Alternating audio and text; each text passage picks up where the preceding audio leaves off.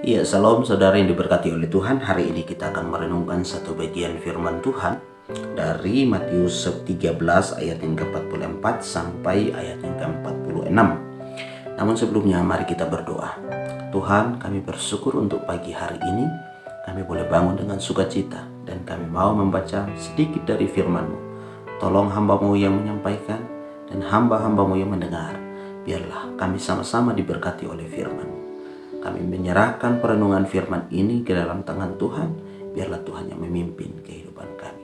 Dalam Kristus Yesus. Amin. Ya, Bapak Ibu Saudara yang diberkati oleh Tuhan, firman Tuhan berbunyi demikian. Hal kerajaan sorga itu seumpama harta yang terpendam di ladang, yang ditemukan orang lalu dipendamkannya lagi. Oleh sebab sukacitanya pergilah ia menjual seluruh miliknya lalu membeli ladang itu. Demikian pula hal kerajaan sorga itu seumpama seorang pedagang yang mencari mutiara yang indah. Setelah ditemukannya mutiara yang sangat berharga, ia pun pergi menjual seluruh miliknya lalu membeli mutiara itu. Saudara yang diberkati oleh Tuhan, tentu kita perlu bertanya dalam diri kita bahwa apa yang paling berharga dalam hidup ini. Banyak orang mengatakan bahwa yang paling berharga di dalam hidup ini adalah emas. Memang sebagai manusia, emaslah yang paling berharga. Tapi ada juga yang namanya mutiara. Mutiara adalah satu yang juga adalah sangat berharga. Maka itu banyak orang yang mencarinya. Tapi kalau kita perhatikan, kalau di ayat pasal yang ke-13 ini, secara keseluruhan banyak Yesus berbicara menggunakan perumpamaan. Tapi di bagian ini Yesus mengumpamakan kerajaan sorga itu seumpama harta yang terpendam dan mutiara yang indah. Nah, kalau kita lihat kedua hal atau perumpamaan ini, ada seorang yang menjual miliknya, yang satu juga menjual seluruh miliknya. Ada yang setelah dia mendapatkan harta itu, kerajaan surga itu, atau harta yang terpendam, dia sangat sukacita. Maka itu Bapak Ibu Saudara yang diberkati oleh Tuhan, memang ketika seseorang menemukan harta yang paling berharga dalam hidupnya, tentu satu hal yang dia rasakan adalah sukacita. Demikian juga di dalam dunia ini, ketika kita mungkin mendapatkan emas atau mutiara, tentu kita sangat bersukacita. Kita akan menyimpannya dengan secara baik. Apalagi terkait dengan harta atau kekerajaan sorga, harta yang seharusnya memiliki nilai yang paling berharga. Harta yang perlu kita dapatkan dan perlu kita ketahui dalam hidup ini adalah harta itu adalah Kristus itu sendiri. Dia datang ke dalam dunia untuk mencari, menemukan kita yang berdosa dan menyelamatkan kita supaya akhirnya kita mengalami kehidupan kekal. Maka itu seseorang yang sudah menerima Kristus sebagai Tuhan dan Juru Selamat, sudah percaya kepada Yesus, maka dia menerima harta yang paling berharga. Dia menerima atau mendapatkan mutiara yang indah. Dan mutiara itu ketika kita mendapatkan, ada sukacita yang kita dapatkan. Karena apa? Karena di dalam dia ada hikmat, ada pengenalan kita akan dia.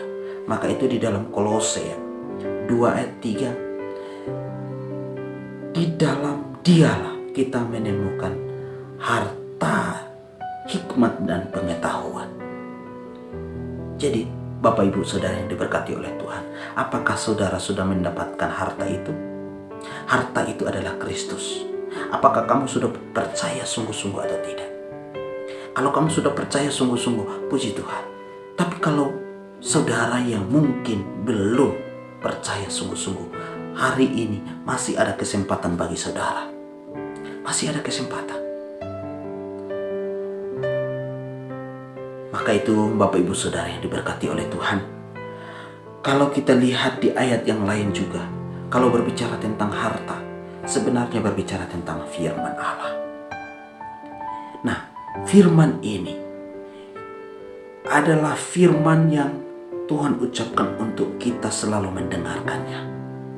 Maka itu ketika kita mencari, kita akan menemukan hartanya dari firman-Nya.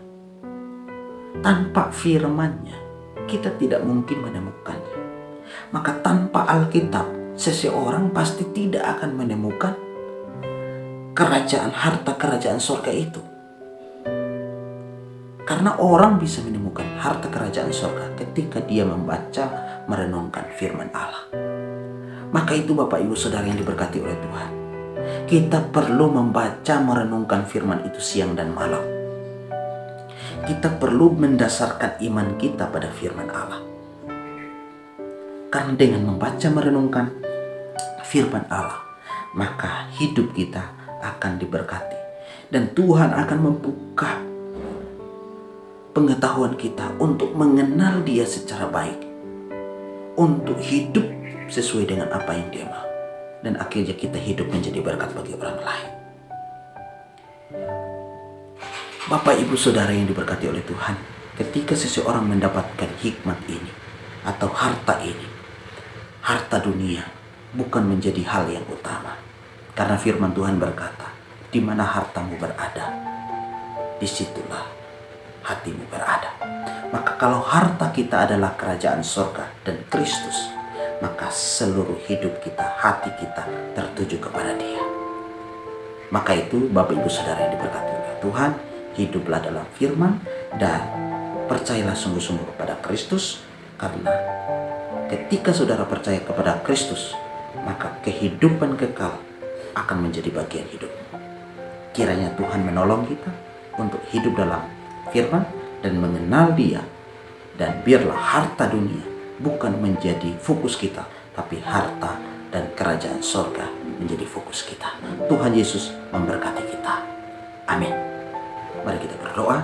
Tuhan, kami bersyukur untuk firman-Mu. Hamba-Mu sudah selesai berbicara, tapi biarlah firman-Mu terus berbicara dalam hati kami untuk kami hidup sesuai dengan firman. Dalam Kristus Yesus kami berdoa. Amin.